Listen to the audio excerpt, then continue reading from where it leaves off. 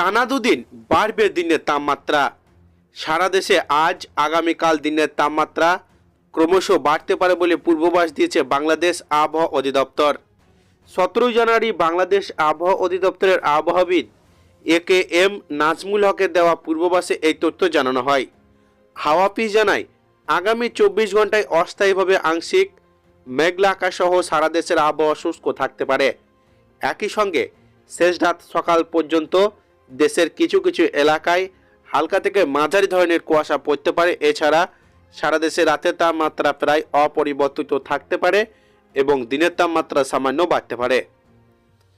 রবিবার 18 জানুয়ারি সকাল 9টা থেকে পরবর্তী 24 ঘন্টায় অস্থায়ীভাবে আংশিক মেঘলা আকাশ সহ সারা দেশের আবহাওয়া শুষ্ক থাকতে পারে।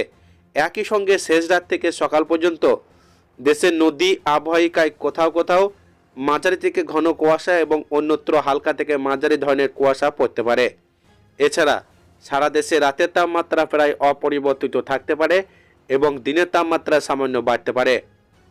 19 জানুয়ারি সোমবার সকাল 9টা থেকে পরবর্তী 24 ঘন্টায় অস্থায়ীভাবে আংশিক মেঘলা আকাশ সহ সারা দেশের আবহাওয়া শুষ্ক থাকতে পারে।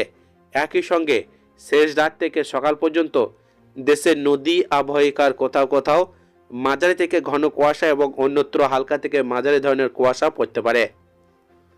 এছাড়া সারা দেশে রাতের তাপমাত্রা প্রায় অপরিবর্তিত থাকতে পারে এবং দিনের তাপমাত্রা সামান্য কমতে পারে।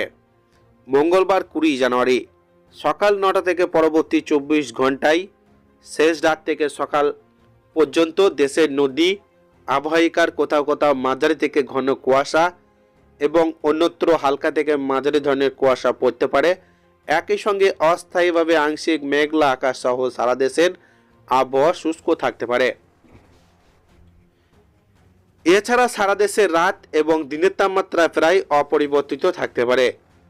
বুধবার 21 জানুয়ারি সকাল 9টা থেকে পরবর্তী 24 ঘন্টায় অস্থায়ীভাবে আংশিক মেঘলা আকাশ সহ সারা দেশের আবহাওয়া শুষ্ক থাকতে পারে।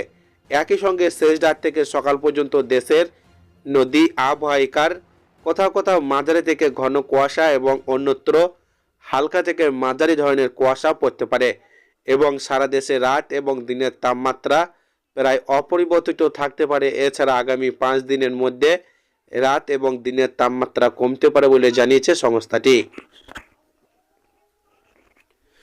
তো বন্ধুরা, এই ছিল আজকের বাংলাদেশ আবহাওয়া দপ্তর থেকে পাওয়া লেটেস্ট ট্রেন্ডিং খবর।